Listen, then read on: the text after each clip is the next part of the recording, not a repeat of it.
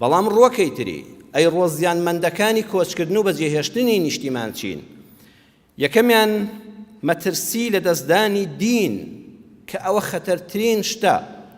ئێمە سوپاس بۆ خۆی پەروەردگار لە هەرێمی کوردستاندا لە ناوەندی ئیسلامیدا هەموو دەقەیەک گوێ لە بانگە ئامادەی وتاری جومعەی چاوت بە پیاوانی بەڕێزی وەکو جەنابتان و ئەهلی دین و موسڵمانیەتی دەکەوێت، تەئسیرت تێدەکا، ڕات دەشێشێ. بەڵام کاتێک کە تۆ دەچێ وڵاتێکی وەکو ئەوروپا لە شوێنی وا هەیە هەر مزگەوتیش بوونی نییە، ئالەو کاتەدا وردە وردە خەریکە لە دینەکەدا دەبڕێ. فێربوونی فرت و فێڵ کەسانێک هەن بەداخەوە، خەڵکانێکمان هەبوو ناڵم هەمویان، خەڵکانێک هەن بەو شێوەیە داوای پەناهەندەییان کردووە کابرا وتوێتی من یەزیدیم، مسڵمانە، دایک و باوکی مسڵمانە، دەڵێ من یەزیدیم. چەندین جار لەم مزگەوتە لە سلێمانی خەڵک پرسیاری لە من کردو مامۆستا ئەمەوێ ببن بە زەردەشتی، هیچ بڕوان پێی نییە، لە ناخەوە بڕوان بە عەقیدە و بیر و باوەڕ و ئیسلامەتیەکەی خۆمە. بەڵام دەمەوێت پەیوەندی بە زەردەشتەکانی ئێرەوە بکەم و لە کتابێکم بۆ لە ئەوقافەوە بۆ بکرێت کە من وازم لە ئیسلامەتی هێناوە بوومە زەردەشتی، بەس بە نیەتی ئەوەم بڕۆم بۆ ئەوروپا. لەوێ دەڵێم من وازم لە دینداری خۆم هێناوە، چوومە سەر ئاین هێشکە، هەڕەشەم لەسەرە باوکو دایکم دەریان کردوم، بنەماڵەکەم دەمکوژن، بەڵکو پەنابەریەک وەرگرم. بەڵام دەبێ گوناه بێ مامۆستا خۆ من لێت لەو بڕوان پێینە، دوای نوێژ دەکەم. بەوانەمان وتۆ تۆ دوو جار غەش دەکەی، دوو جار گوناهت دەگا. کەسێک کە هەر لە ئیسلام واز بێنێ بە ڕەزامەندی خۆی مرتەد دەبێتەوە، ئەو گوناهێکی هەرە کەبیرەیە و ئەوە مەگە دواتر تۆبە بکە و بێتەوە سەر ئاینی ئیسلام و شایەتمان بێنێتەوە، هەتا بێدین و بێژین بوو.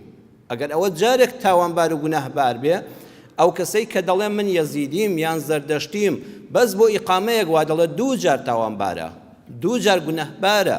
یەکەمیان بڕوای بە دینەکەی خۆی زۆر فشۆڵ بووە، چۆن لە پێناوی دنیادا واز لە دینت دێنی ئەگەر بەو شەش بێ. دووەمیان دەستی خەڵکانێکی ترت بڕیوە، تۆ بڕوا دوانێ کە زەردەشتێر ئایم بێ دەستێت سەری بڕواشی پێدەکەی و نامەشی لێ وەردەگری، دەستی ئەویشت بڕیوە، ئەوی بە منافق دوو جار خیانەتت کردووە، دوو جار تاوانەکەت گەورەیە. وەکو دینی خۆل لەدەستدا فێڵت لە کەسێک کەش کرد کە بڕوای پێکردی. بۆی ئەمانە هەموو دەکرێت. خەڵکانێکن لە ئەوروپا تووشی داوی ئەوە بوون کابرا دەچێت لە مەحکەمە لە ژنەکەی جیا دەبێتەوە. وەڵڵا چەند جار پرسیار لە ئێمە کراوە، مامۆستا لە خێزانم بەس بۆیە جیا بوومەوە، خۆ من لە ناخەوە بڕوامانێ کە تەلاقم داوە، بەس لە مەحکەمە لێک جیا بووینەوە بۆی ئەو شوقەیەک وەرگرم منیش دانەیەک وەرگرم، ئەو مەعاشێک وەرگرم منیش دانەیەک وەرگرم، بەڵام لە ژێری شەوە هەر ژن و مێردین.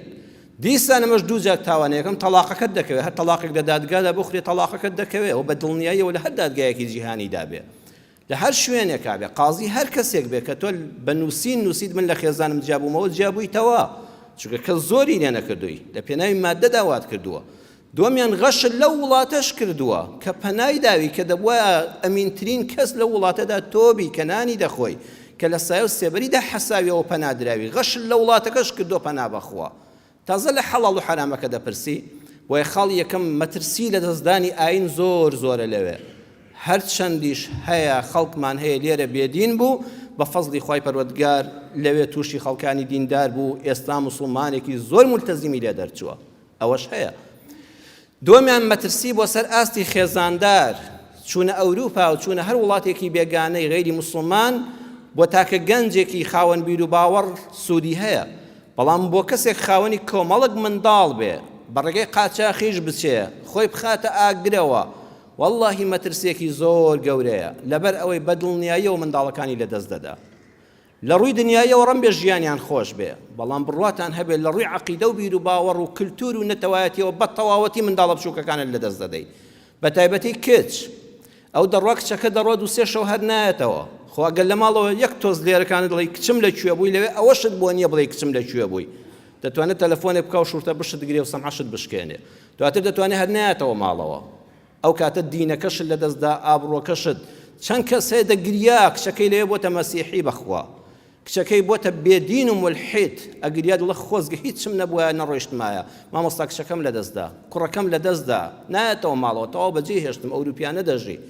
ئەو خۆی لەوێ لەگەڵ ئەوە ڕاهاتووە، بەڵام تۆ لەگەڵی ڕانایی، تۆ لەسەر کلتور و دەب و نەریتێکی ڕەستەنی کوردەواری، حرمەتی باوک و دایکایەتی، حرمەتی بینی ئەولاد و باوک فێر بووی، ئەو لەگەڵ تۆ جیاوازە، منداڵەکانت لەدەست دەدەی بۆ خێزاندار، مەگەر خوا ڕەحمی پێ بکە و کۆمەڵە موسڵمان من بە دەوریەکەوە، ئەینە زەحمەتێکی گەورەیە.